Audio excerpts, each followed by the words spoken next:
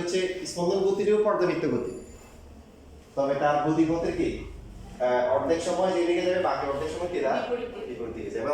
যেমন এই ফ্যানটা যদি ঘোরানো হয়, ফ্যান ঘুরতেছে, ফ্যানটা প্রথমেই কিন্তু পর্যাবৃত্ত গতি হবে না, হবে মানে যখন হচ্ছে যে সে ফুল স্পিডে চলতেছে, তাকে যেটা দেওয়া হয়েছে স্টেটমেন্ট দেওয়া হয়েছে, তখন প্রত্যেকটা ঘূর্ণনের জন্য কি লাগবে, তার একই সময় লাগবে, এটা হবে তার কি গতি, তখন হবে পর্যাবৃত্ত গতি।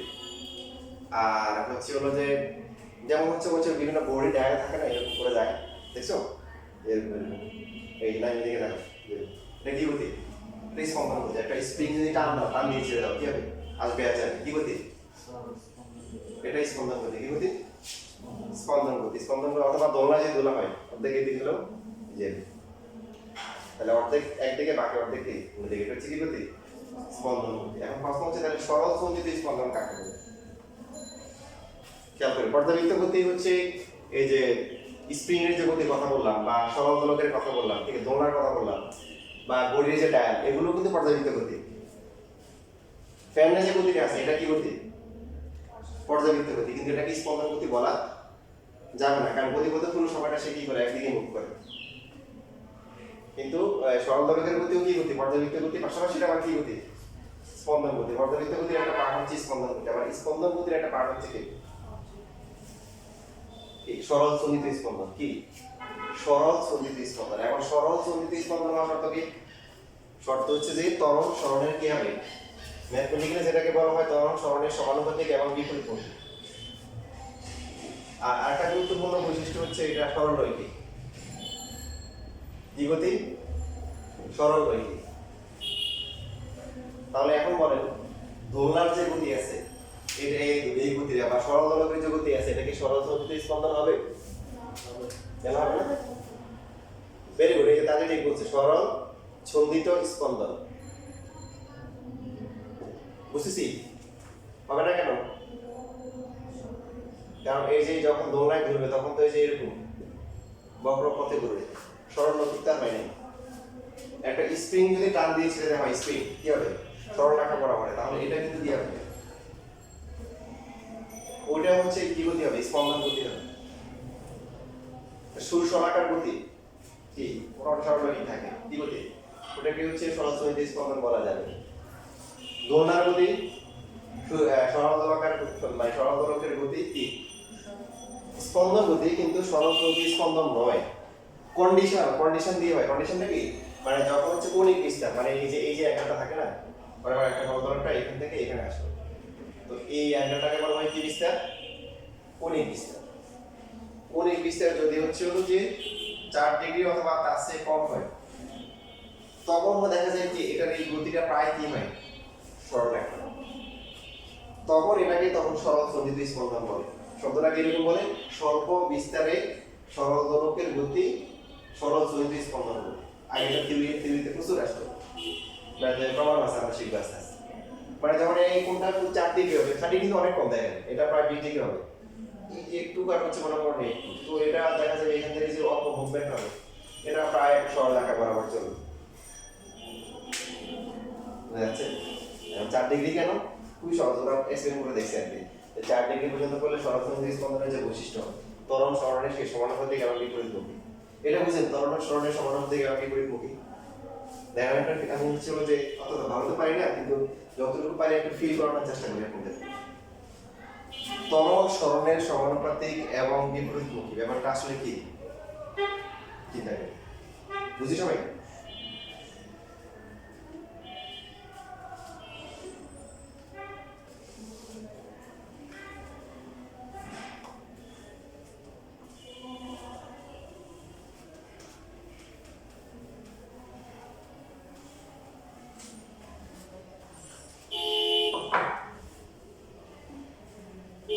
আমরা ধরে নিচ্ছি যে একটা সরল দোলক সরল সন্ধিত স্পন্দন হচ্ছে, তার মানে কোনটা খুবই কি ছোট, 4 ডিগ্রির মধ্যে আছে। তো এটা বোঝানোর জন্য এই 4 ডিগ্রি আমরা আবার কি করলাম, বড় করলাম, জুম করে বড় করলাম, ঠিক আছে। এটা 4 4 মোট 8 ডিগ্রি, কত ডিগ্রি, 8 ডিগ্রি। এদিকে 4 ডিগ্রি, এদিকে কত, 4 ডিগ্রি, আমরা বড় করে দেখতেছি। দোলনা দুলছেন না, এটা দুলতে ভালো লাগে, বা জোরে ধাক্কা দিলে কিন্তু ভয় লাগে, মাঝে মধ্যে এমন যেন ধাক্কা দেয়, দোলনা ধাক্কা দেয়, কিন্তু লোকটা নেই, লোকটা দোলনা থেকে ছিটকে কোথায় পড়ে গেছে।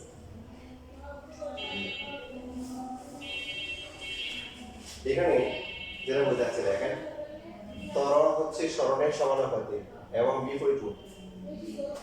দোলনায় যখন ধুলেন কোথায় বেগ সবচেয়ে বেশি হয়? এ বি সি, কোথায় সবচেয়ে বেগ বেশি হয়? বেগ বেগ এতে সবচেয়ে বেশি হয়। এখানে কি থামে না? একটা বস্তুকে আবার আগের জায়গায় ফিরে আসতে হলে তাকে থামতে হবে, থেমে তারপরে সে আসবে। যেমন একটা বস্তুকে সর্বোচ্চ উচ্চতায় নিক্ষেপ করলে কি করে? সে ওখানে গিয়ে থামে, মানে চাপে আবার সেই ডিউ টু গ্র্যাভিটি আকর্ষণ করার কারণে পৃথিবীর দিকে আসে।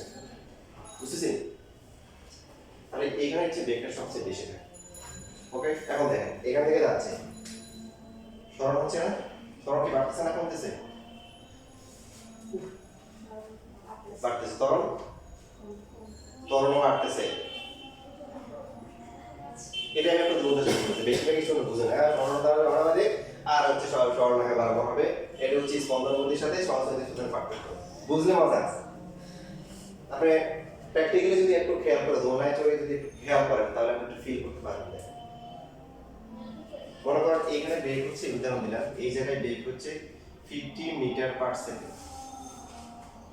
এইখান থেকে আপনি 5 সেন্টিমিটার আসলেন, কত বেগ আস্তে আস্তে কমবে না? কত করে? তার কমে কমে এখানে শূন্য হবে। এখানে হলো 40 মিটার পার সেকেন্ড।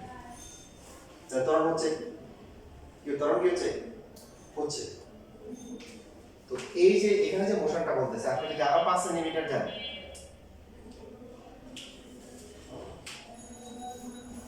তো এখানে কি হবে? এইখানে হচ্ছে ত্বরণটা বাড়বে। তারপর মনে করেন আমরা বললাম যে এখানে একটা সময় লাগছে হলো 2 সেকেন্ড। কত সেকেন্ড? তাহলে ত্বরণ কত হবে বলেন তো? 50 থেকে 40 কত হচ্ছে? 10 5 মিটার পার সেকেন্ড স্কয়ার। তো এখানে যেটা বলছে যে সরণ আগে ছিল 5, এখন হয়ে গেছে কত? মোট 10। তাহলে ত্বরণ কত হবে? সরণ দ্বিগুণ হইছে। তো এই কোশ্চেনে যেটা বলতেছে যে ত্বরণ যেটা আছে, ত্বরণটা কি হবে? দ্বিগুণ। তাহলে এই যে পরের 5 সেন্টিমিটারে কি হবে? ত্বরণ ছিল কত? 5 ছিল, এখন হলো 10। তো 40 থেকে 10 কমে গেলে কত হবে? 30 মিটার পার সেকেন্ড। 30 হবে না? তো ওই দেখা যাবে যে আমরা যদি সময়টা সেকেন্ড ধরি, সময়টা 2 সেকেন্ড ধরি, তাহলে কত হবে? এটা 20 হয়ে যাবে। কত হবে? 20। এই যে পার্থক্যটা কত? 40 থেকে 20 পার্থক্য, আর সময় দিয়ে ভাগ করলে সময়টা কত হবে আমরা পরে হিসাব করবো, আমরা বোঝানোর জন্য বলতেছি। তো এইখানে দেখেন আপনি একটু যদি দোলনায় চলতেছে বা 20 মিনিট একটা চিন্তা করেন তাহলে বুঝবেন। এখান থেকে যখন আপনি যাচ্ছেন এই এলাকার আশেপাশে বেগের তেমন একটা পরিবর্তন হয় না। এখান থেকে যত যাচ্ছি তত অল্প সময়ের মধ্যে অল্প ডিস্টেন্সে খুব দ্রুত বেগের পরিবর্তন হয়, এটাই বুঝেছি। ত্বরণের মান বাড়তেছে। ত্বরণের কি মান বাড়তেছে? এই যে এইখানে মনে করেন যে আপনি এই যে আসলেন 5 সেন্টিমিটার আসলেন, ঠিক আছে, আরো 10 সেন্টিমিটার আসছেন, তো এইখানে যতটুকু বেগের পরিবর্তন হবে এখানে আরো কি বেশি পরিবর্তন হবে। শেষের দিকে আস্তে আস্তে হলো কি বলেন, অথবা বেগের পরিবর্তনটা বেশি হবে। আমরা নরমালি হচ্ছে কি যখন ম্যাপ করে কি হচ্ছে যাচ্ছে সুষমতা আমরা যাচ্ছে, সুষমতা আমরা যাওয়া মানে কি বেগের পরিবর্তনটা কি সমান হারে বাড়তেছে অথবা কমতেছে। যেটা অভিজ্ঞ সমানের কথা চিন্তা করি, সমান হারে কি নিচের দিকে বেগ বাড়ে, উপরের দিকে গেলে সমান হারে বেগ কি কমে। তো সরল দোলকের ক্ষেত্রে বলছে ত্বরণ নির্দিষ্ট না, ত্বরণটাও সরণের সাথে সমানুপাতিক। যে যত আমরা সাম্যাবস্থা মানে কি সাম্যাবস্থা কাকে বলে? খুবই সহজ। সাম্যাবস্থা মানে একটা বস্তুকে রেখে দিলে সেই যাবে যে অবস্থায় থাকতে চায়, এটা তার সাম্যাবস্থা। যে একটা বস্তু রেখে দিলে এখানে সে কাজে থাকবে না, এখানে থাকবে, কোথায় সবসময় থাকবে, এটা তার সাম্যাবস্থা। একটা স্প্রিং যদি রেখে দেন কি অবস্থা হবে? যে অবস্থা আছে এটা তার সাম্যাবস্থা। এবার টান দিলে সেই দিকে আসবে, আবার এদিকে মুভ করবে, বুঝতেছেন? তাহলে এই বিষয়টা যখন বাকি পার্টগুলো সহজই লাগবে, যে বিষয়গুলো যখন সিরিয়াসলি বলবো একটু মনোযোগ সহকারে বুঝবে। তো মাইনাসটা কেন আসলো? দেখেন সহজ চিন্তা করুন, সরণ হচ্ছে এইদিকে, ত্বরণ কোন দিকে? এদিকে হচ্ছে। এইদিকে যদি হতো তাহলে তো বেগ বাড়তো, কথা বলেন। যদি এইদিকে ত্বরণ হতো তাহলে বেগ কি বাড়তো। বেগ আসলে কি হচ্ছে? কম আসে। মানে ত্বরণের দিকটা হচ্ছে, ত্বরণ মান বাড়তেছে কিন্তু দিকটা কোন দিকে? উল্টা দিকে। এই জন্য হচ্ছে হলো কি, সে হচ্ছে হলো যে আপনার বেগটাকে কমাই দিচ্ছি, কমাই দিয়ে জিরো বানিয়ে ফেলতেছি। এবার দেখেন এটি বলতে আবার যখন এইদিকে আসতেছে, যে এইদিকে সরণের দিকে, এখন এখন কি ত্বরণ এদিকে কাজ করবে? তখন উল্টে দিন, এই যে সরণ ত্বরণের সমানুপাতিক এবং বিপরীত যেরকম, ঠিক আছে?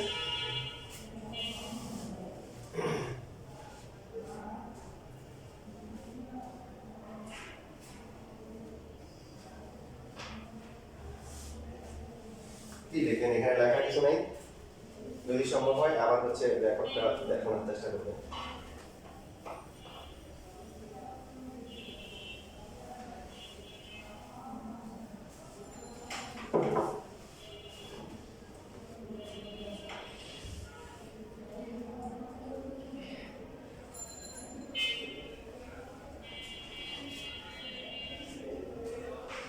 আপনারা কি কখনো সাইন থিটার গ্রাফ আঁকছেন?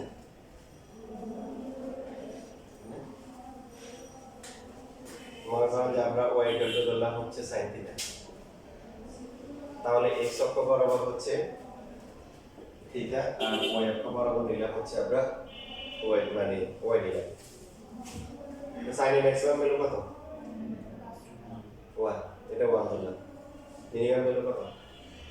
মাইনাস। ওটা ক্যালকুলেটর হাতে নেন, সাইনের গ্রাফ ক্রস গ্রাফ এখানে অনেক কাজে লাগবে।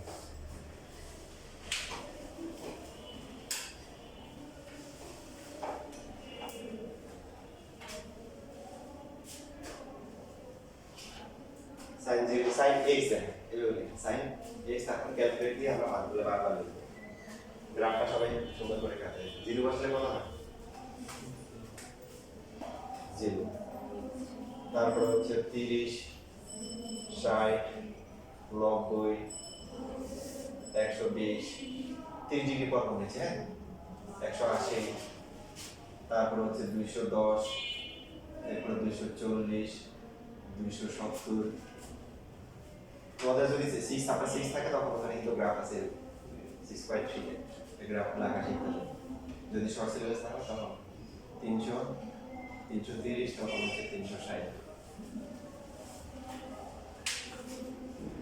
জিরোতে কত? 0। 30 এ কত? 0.5। 60 তে কত? মানে পয়েন্ট দেখেন 866, আর মানে এই যে 90 তে কত? 1। আবার 120 তে কত? 0.1866। 150 তে কত? 0.5। 180 তে কত? 0 নাকি? বুঝছি? তাহলে বসে দেখো 150 এ কত? 0.5 না? তাহলে দেখেন যে বিন্দুগুলো যোগ করে কেমন হচ্ছে। সাইন ক্যাপ সারা জীবন দেখে আসছে, কিন্তু কখনো ভাবছেন যে কেন হয়, যে দেখেন মাঝে মাঝে দেখে এরকম করে আসছে।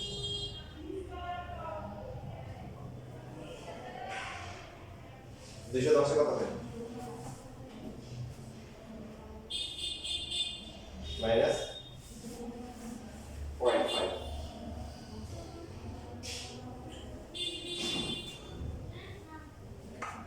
তারপর 240 এ এই যে 86, 270 এ কত? মাইনাস 1। 300 তে আবার কত? দেখেন মাইনাস 0.866। 330 এ কত? মাইনাস 0.5। এবার 360 এ কত আবার? এই গ্রাফ করে দিন। এই যে সাইন গ্রাফ আঁকার সময় এবার বাবা একবার গ্রাফ আঁকার সময় যে এরকম করে সাইন এই যে দেখেন, আপনি যদি এবার আবার যদি হচ্ছে ওগুলো 360 এর পর 390 বসান কত হয়?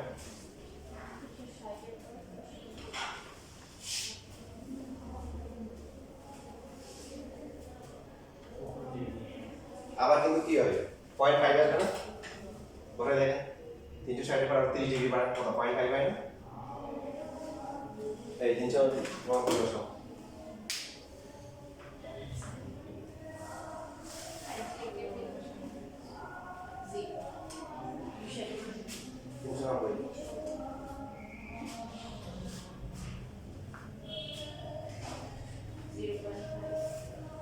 তারপরে আবার আবার লুপটা শুরু হচ্ছে, মানে আমরা যদি এইভাবে চিন্তা করি এটা 0, এটা হচ্ছে কি মানে একটু গ্রাফটাকে জুম করে ছোট করে +1, এটা হচ্ছে কত -1, এখানে 0, এখানে 0।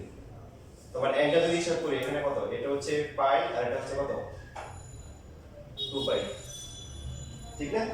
এখানে কত, এটা পাই/2 হচ্ছে দেখো, আর এটা কত 270 মানে 2 পাই 3 পাই/2।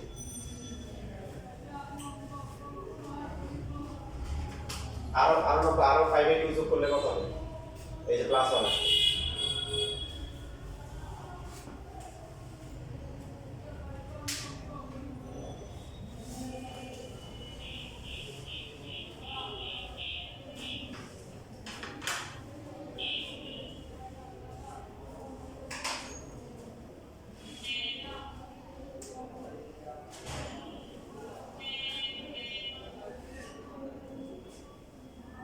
এটা আঁকছে 0 90 তে 1 পাইতে কত 180 তে 0 270 এ -1 আর এরকম করে আবার কি হবে, আর পাই/2 যোগ হবে। তো পাই/2 যদি 2 পাইর সাথে পাই/2 যোগ করলে কত 5/2, তারপর এটা কত হবে 3 পাই হবে, পাই 2 পাই 3 পাই করে আসবে।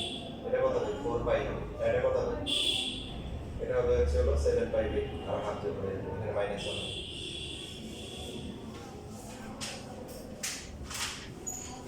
দেন গ্রাফ নিয়ে অনেক কাজে লাগবে, মানে অনেকের গ্রাফ নিয়ে সমস্যা হয়, তো যেহেতু মানে এখন ম্যাথও করতেছেন ফিজিক্সও করতেছেন, এটা ভালো দিক আছে। তো ম্যাথের কোন কোন জিনিসগুলো ফিজিক্সে লাগবে, ফিজিক্সের জন্য কি কি ম্যাথের জিনিস করতে হবে এটা বলতে পারবো ইনশাআল্লাহ।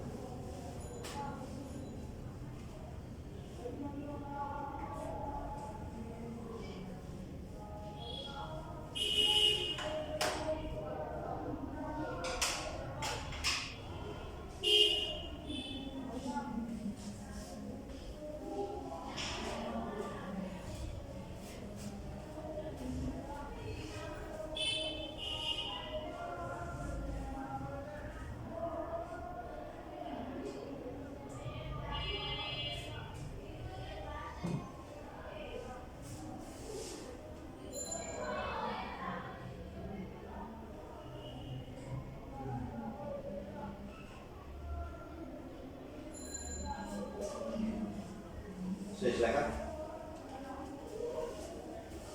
তো এখন এই পর্যায়বৃত্ত গতিকে হচ্ছে হলো দেখেন সাইন কার্ভের সাথে তুলনা করা, দেখেন সাইনের ক্ষেত্রে কি হচ্ছে, সাইনের ক্ষেত্রে 360 ডিগ্রি পর পর কিন্তু আবার একই জিনিস আসতেছে। পর্যায়বৃত্তে কি হয়, ঘুরে ঘুরে ঘুরে ঘুরে যাওয়ার একই জিনিস হয়। এই জন্য একটা বৃত্তীয় গতিকে, একটা বৃত্তের ক্ষেত্রে যদি এক জায়গা থেকে ঘুরে আবার আরেক জায়গায় আসে কত ডিগ্রি ঘুরে 360। তো সেই জন্য হচ্ছে সাইনের ক্ষেত্রেও 360 ডিগ্রি ঘুরে আবার আগের জায়গায় আসে।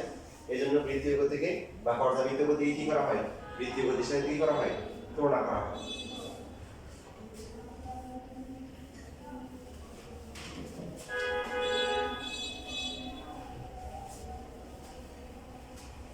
তাহলে আমরা একটা বস্তু বৃত্তীয় গতি নিচ্ছি, সেই বৃত্তাকার পথে ঘুরতেছে, পর্যাবৃত্ত গতি। তো এটা যদি মূল বিন্দু হয়, বৃত্তাকার পথের ব্যাসার্ধ যদি কি হয়, সাপোজ মনে করা হচ্ছে x অক্ষ থেকে থিটা কোণে ঘুরে সে হচ্ছে p বিন্দুতে আসলো, যার স্থানাঙ্ক হচ্ছে x, y। তাহলে এখান থেকে একটু হচ্ছে x, পুরোটা কিন্তু a, এখান থেকে একটু হচ্ছে y আর এটা হচ্ছে কি a। আমরা যদি হচ্ছে যে আমরা তো আসলে এই স্পন্দনটা হিসাব করব হচ্ছে y অক্ষ বরাবর, এজন্য y নিব। সো y/a ইকুয়াল টু কি লেখা যায়,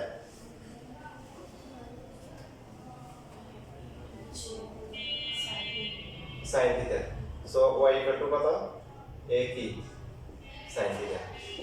আর এরপর লিখতে পারি হচ্ছে থিটা ইকুয়াল টু কি, ওমেগা ইনটু p। ঠিক আছে, লেখা যায় জানেন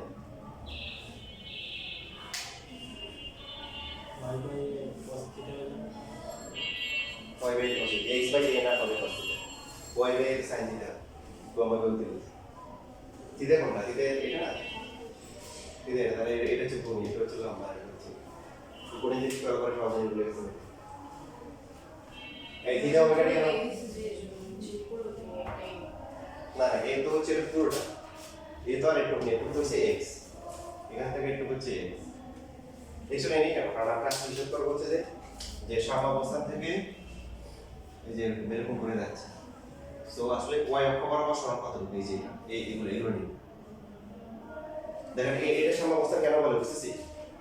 আপনাকে মনে করেন ছোটবেলায় গ্রাম অঞ্চলে যেটা হয়, মনে করেন যে একটা বাচ্চাকে বলছে তোমাকে স্কুল নিয়ে যাবে, সে তো অনেক খুশি, দেখেন সে একবার এদিকে দৌড়ায় এদিকে দৌড়ায় এদিকে দৌড়ায় এদিকে দৌড়ায়, এখন বলতে সে কোন দিকে যাচ্ছে, সে আসলে মাঝখান বরাবর যাওয়ার চেষ্টা করতেছে, কিন্তু মনের আনন্দে সেই এদিকে এদিকে ঘুরে ঘুরে ঘুরছে, ঠিক না?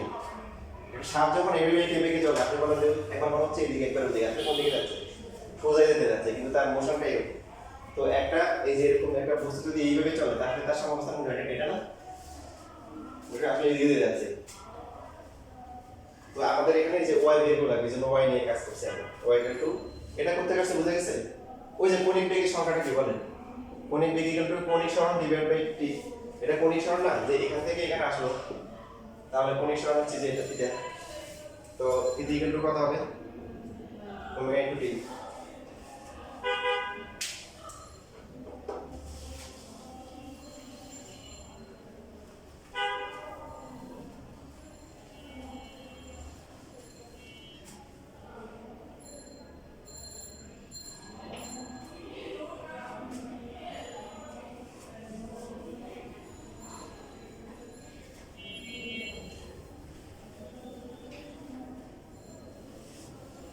তাই অনেকে এটাকে এই ওয়াইটাকে অনেকে কি ধরে করে, এক্স ধরলে হবে, ওয়াই ধরলে হবে। এটা হচ্ছে সরণ। দেখেন এখন হচ্ছে বেগ। বেগ কিভাবে পাবো? মনে আছে? বেগ হচ্ছে ds বাই dt। সরণের পরিবর্তন ডিভাইড বাই হচ্ছে সময়ের পরিবর্তন। তো এখানে হচ্ছে হলো কি আসছে d বাই dt, আর হচ্ছে এই s টা হচ্ছে কি y না? এখানে তো সরণটা হচ্ছে হলো কি y।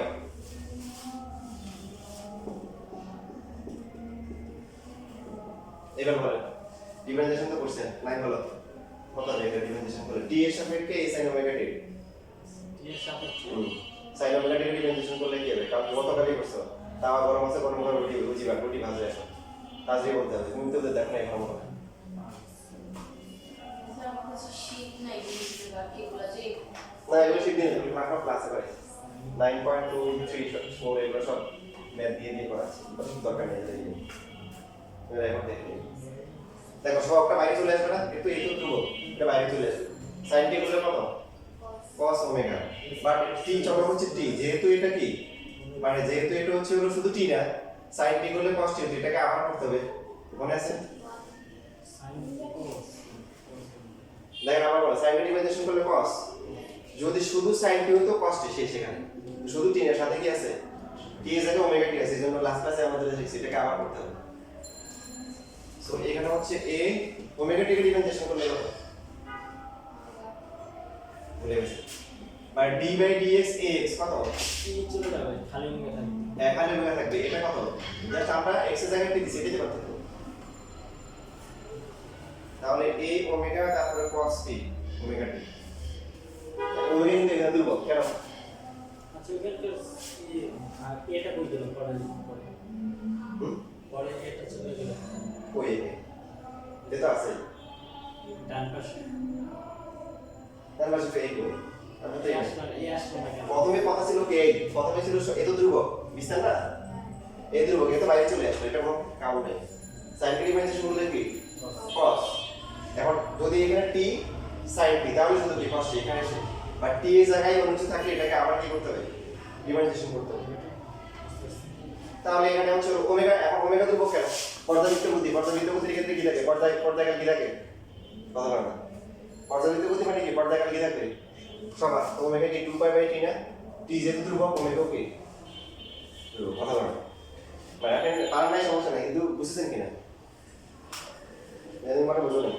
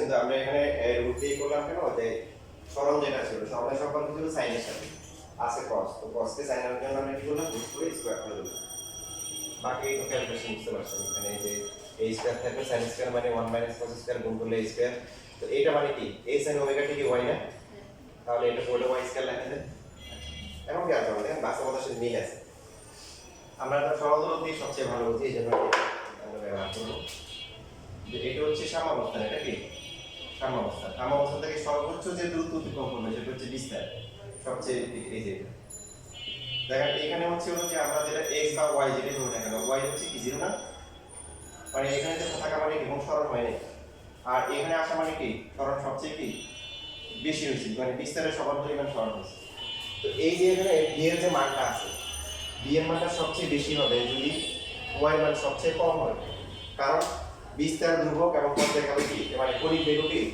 ধ্রুবক কণিক বেগ ধ্রুবক কেন আবার বলেন তো কারণ ওমেগা হচ্ছে 2π/t পর্যাবৃত্ত গতি মানে কি যে প্রত্যেকটা দোলনের জন্য কি লাগবে সমান সময় লাগবে তো t ধ্রুবক হওয়াতে ওমেগা কি ধ্রুবক বিস্তার ধ্রুবক কারণ একটা দোলক বা সেই উদ্দেশ্য সবচেয়ে সর্বাধিক দূরত্ব সবসময় ঠিক থাকে তার যেটা হবে y চেঞ্জ হবে এখানে যখন আসবে একটা মান দুইটা মানের y এর মানটা পরিবর্তন হচ্ছে তো এখন এই যে b এর মান ম্যাক্সিমাম হবে যদি y এর মান সবচেয়ে কম হয় y এর মান সবচেয়ে ছোট মান কত 0 তো y 0 হওয়া মানে কি যে এখানে আর এখানে হচ্ছে বেগ সবচেয়ে কি হয় বাস্তবের সাথে মিল আছে এখন দেখেন কোথায় সবচেয়ে কম হবে যেখানে হচ্ছে y এর মান সবচেয়ে বেশি হবে সেখানে হচ্ছে হলো বেগের মান কি গাণিতিকভাবে হচ্ছে বেগের মান সবচেয়ে কম হবে তো এখন y এর মান কোথায় সবচেয়ে বেশি হয় এই যে বিস্তার সর্বোচ্চ বিস্তার যেখানে হয় এখানে আসলে y এর মান সবচেয়ে বেশি হয় এর বেশি যাওয়া সম্ভব না তো তখন y ভ্যালু যদি কত হয় a হয় তখন b তখন কি হয় 0 হয়ে যায় বাস্তবে আমরা দেখি এখানে আস্তে আস্তে শেষ পর্যন্ত আনতে আসলে বেগ শূন্য হয় বুঝতেছি নট অনলি হচ্ছে হলো a আমরা যদি এটাকে -a বলি তাও কিন্তু স্কয়ার করলে কিন্তু 0 হয়ে যাবে -a মানে সাপোজ এই পার্টটাকে আমরা ধরলাম কি -a আর এটাকে ধরলাম কি প্লাস স্কয়ার করলে কি হয়ে যাবে বুঝতেছি তো এটা দিয়ে যেমন ম্যাথ আছে d maximum equal to omega a omega হচ্ছে কি 2π/t আর a হচ্ছে কি বিস্তার আপনারা বইয়ের ম্যাথগুলো করার সময় দেখবেন যে এটাকে বড় হাতের a দিছে কি দিছে বড় হাতের a আর তারপরে y কে দিছে x y কে দিছে কি x এর জিনিস মানে যেভাবে করা হয় তো এখানে দেওয়ার কারণ আছে এখানে তার কারণটা হচ্ছে যে নরমালি a ত্বরণ বোঝায় কি বোঝায় ছোট হাতের a কি বোঝায় ত্বরণ তো এটাকে হচ্ছে বড় হাতের a দিয়ে প্রকাশ করে সে চেঞ্জ করে নিতে পারে যে b ইকুয়াল টু হচ্ছে তাহলে আমরা লিখতে পারি omega into a square minus x square বই এভাবে লেখা সো v ম্যাক্সিমাম তাহলে কত হবে ওমেগা ইনটু কি a আর v মিনিমাম কত v মিনিমাম হচ্ছে হলো 0 তো লিখে নেন বইগুলোতে এইভাবে করা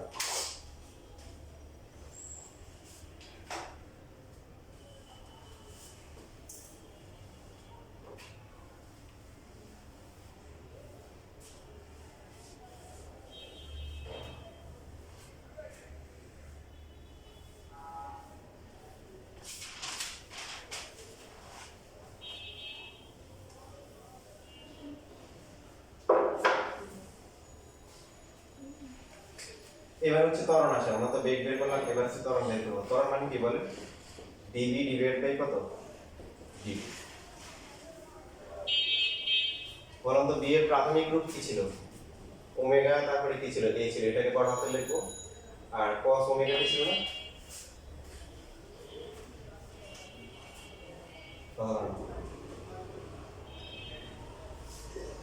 ছিল ওমেগা a cos বাস এইটাকে বড় হাতে লিখছে সেটাই পাঠ ঠিক না এটা লিখে নিই কেন কারণ আমরা ডিফারেন্সিয়েশন করতেছি কার সাপেক্ষে সময় সাপেক্ষে এই জন্য সময়যুক্ত যে রাশিটা আছে এটা ধরলাম কি কি ধ্রুবক ওমেগা ধ্রুবক a ধ্রুবক এটা বাইরে চলে আসলো cos কে ডিফারেন্সিয়েশন করলে কি মাইনাস sin থিটা বাট এটা যেহেতু শুধু t মানে x না এটাকে কি করতে হবে আগের মতো আরেকবার কি ডিফারেন্সিয়েশন করতে হবে সো ফাইনালি কি হবে বলেন মাইনাস ওমেগা স্কয়ার এই হবে না কারণ আগের মতো যে ওমেগা টিকে ডিফারেন্সিয়েশন করলে ওমেগা আসবে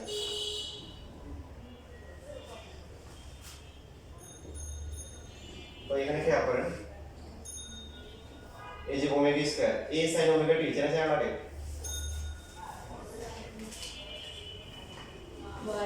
y মানে এটাকে আমরা x ধরবো কি ধরবো বই x লেখা এই জন্য x ধরবো তো এখান থেকে কি লেখা যায় a সমানুপাতিক মাইনাস x প্রমাণ হচ্ছে তারপর সামনে কি সমানুপাতিক এবং মাইনাস দ্বারা বোঝাচ্ছে বিপরীত দিকে কাজ করতেছে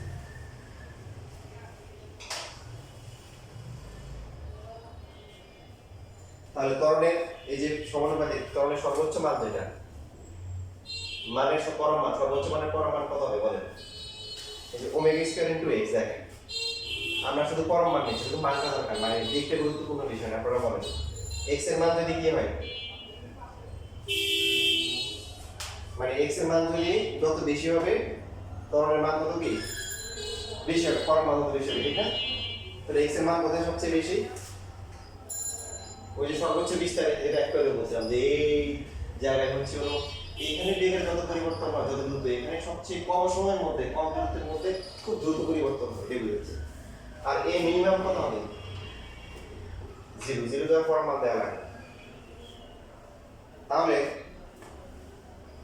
তার মানে কি বোঝাচ্ছে যে এই পয়েন্টটাতে মানে ত্বরণ নাই এই যখন এখানে ত্বরণ থাকে না